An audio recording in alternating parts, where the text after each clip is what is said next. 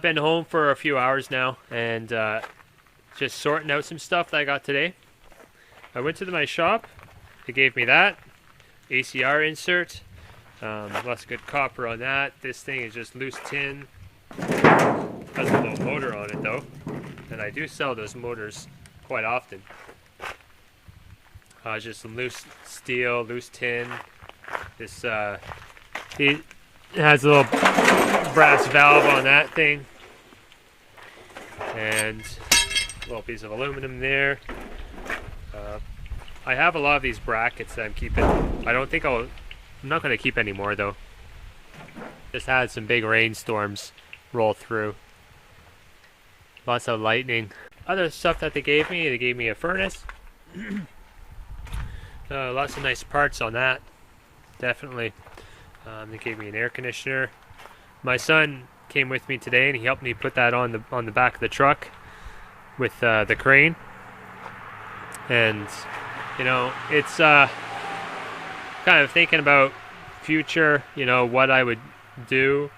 But you know, when he gets his driver's license, I'd like to send him to collect all this stuff, you know, and I could pay him, and that would be ideal for me, and I could stay here and do my thing. I think that would be a great little job for him. So yeah, I'm just thinking that he's only 10 years old though. I still have like 6 or 7 years to go. Anyways, oh yeah, they also gave me this thing here. This is a good piece of wire. It's got some good. It's a 3-wire with a ground.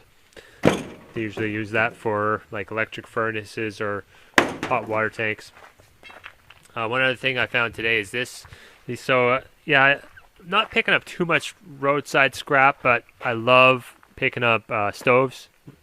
I always pick them up because they always seem to have some really nice parts on them. So this is a gas range, and it has the control board there, but that's pretty sure all that would be used for is just the timer and a clock. I think that's basically it. But you know, if it works, you know, the thing about these stoves is that you can plug them in easily. They only have, the gas range is only 120 volts, not the big 240. So you can plug it into any outlet, just see if it lights up. But another guaranteed sale are these things here.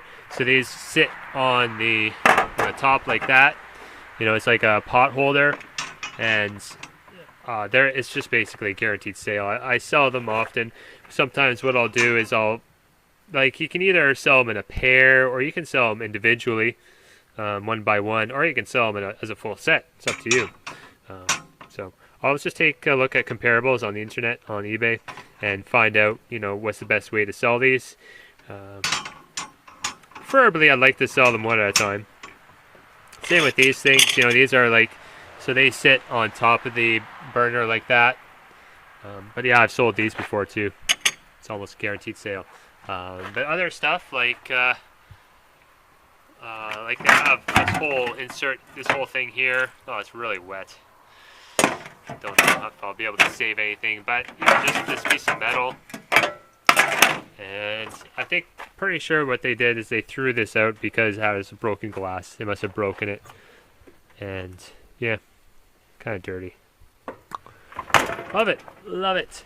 Couple other things from the drop-off bin: a vacuum cleaner. There's a printer in that garbage bag, and that is for a laundry for your washing machine. You put that in your basement so that, and there's a low motor that sits in there so that it can pump the water up. You know, because if you have your washing machine in the basement, you know, because of gravity, you can't really have water pumping out of the house without it. First thing I thought when I saw that, I was like, oh great. I thought it was you know, you can buy ones for your if you have a toilet in the basement, you can buy like little tanks like that. Thankfully, it's just a washer one, and I'm going to save that. You know, you can even resell something like that. You just take, yeah, the motor is obviously bad in there, because why else would they have thrown it out, right? So I think I'll keep that because I do want to move my washing machine into the basement soon. So I'm just going to keep that, and I'm just going to see if I can swap out the motor that's inside, get a new motor. This is one other thing that got dropped off in my bin a couple days ago, and picked it up, plugged it in. It's a good working grill. Can't believe someone dropped this off, so let's check this out.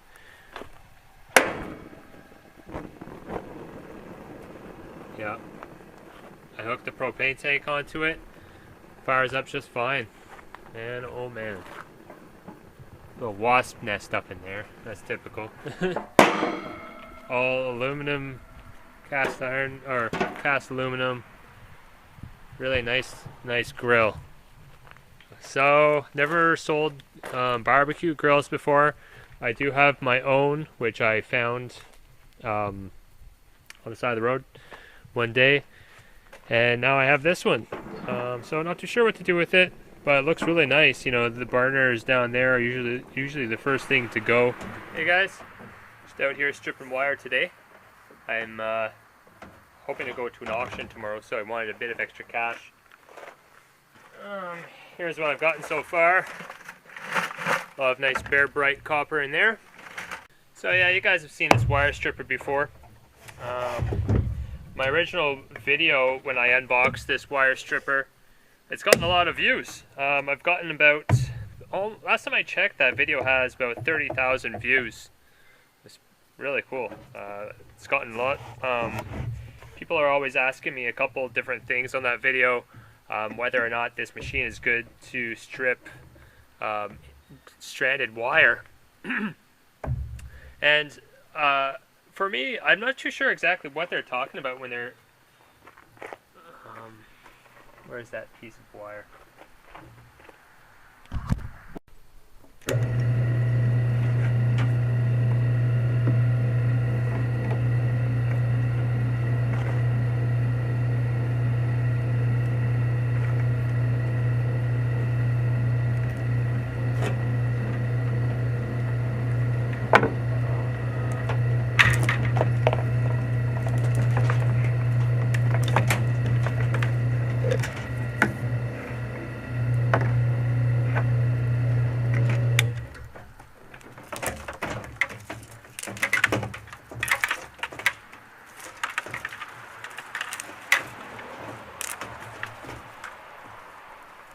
So as you saw there, I'm doing the Romex.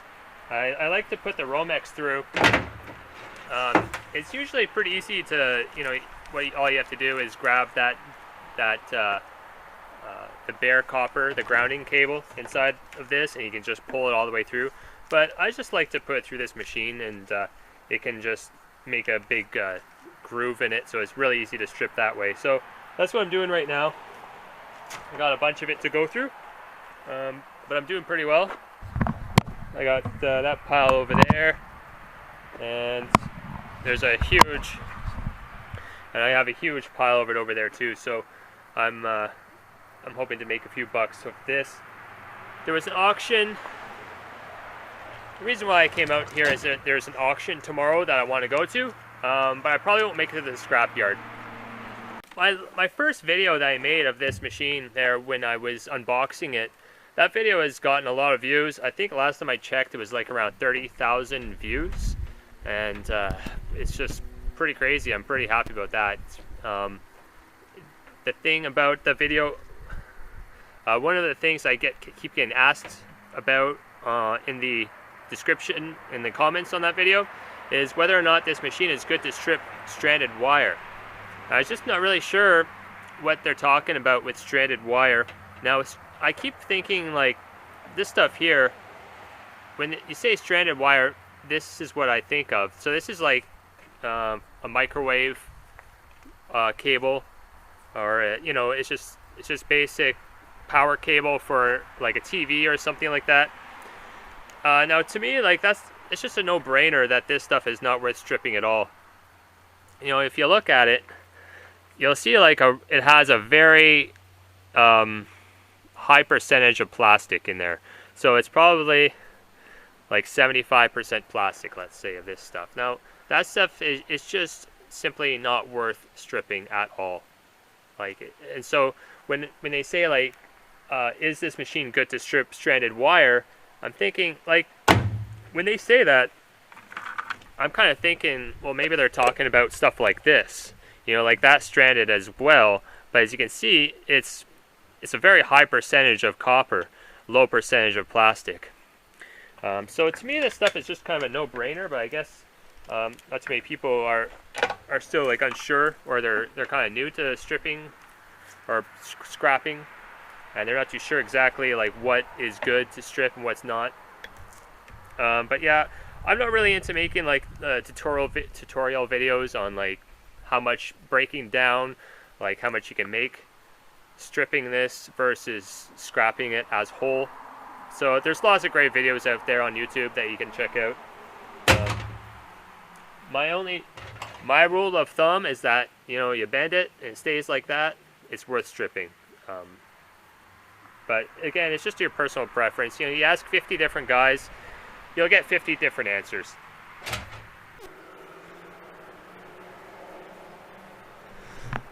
All right, was able to get a little bucket of copper wire done yesterday. There it is there, just one bucket. And I found it was just it just kept on raining like all day yesterday, just a little drizzle, and found that as soon as that wire got a little bit wet, it just started slipping in the roller. So it wasn't working very well in the roller. So I just stopped, and then I'll do some more later. Right now, I'm going to go to an auction. It's about 8, almost it's just past 9 o'clock right now, and auction starts at 10. It's about 15 minutes away, and they have a nice truck, so I'm going to see how much it goes for. We'll see. You know, you don't know. You won't be able to get it unless you go, right? Like, you just don't know how much these things will go for. All right, and I have my checkbook just in case I want to buy it. If I can get it for like $5,000, that would be, I think, the max I would pay. But hey, you just don't know. I mean, if the price is right, then I'll do it.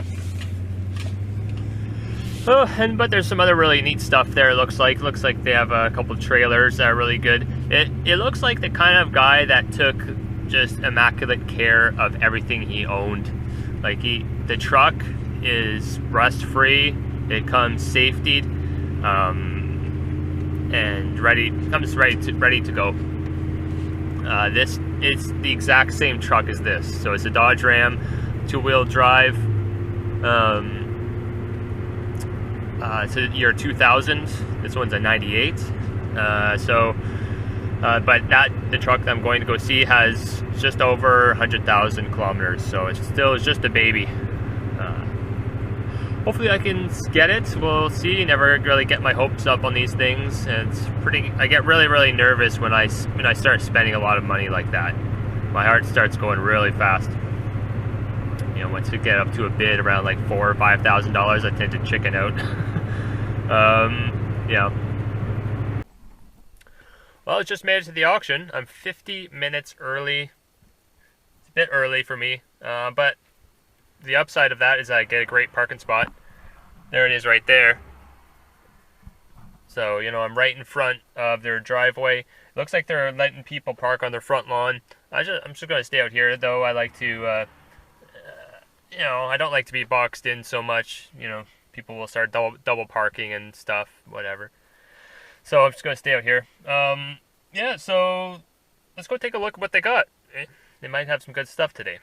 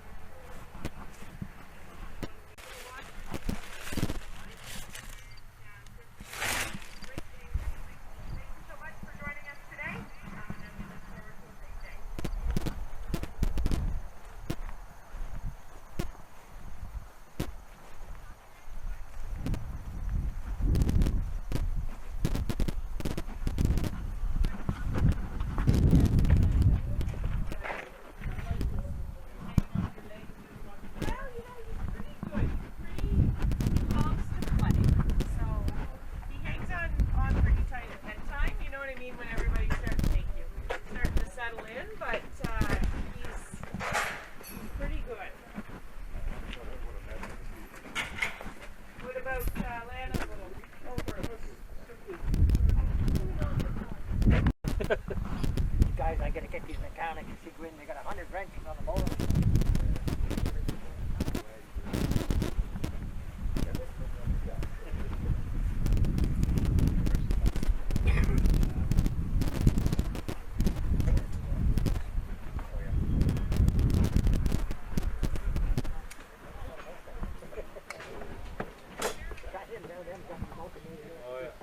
Between them, the cutting wrench and the handle. Yeah.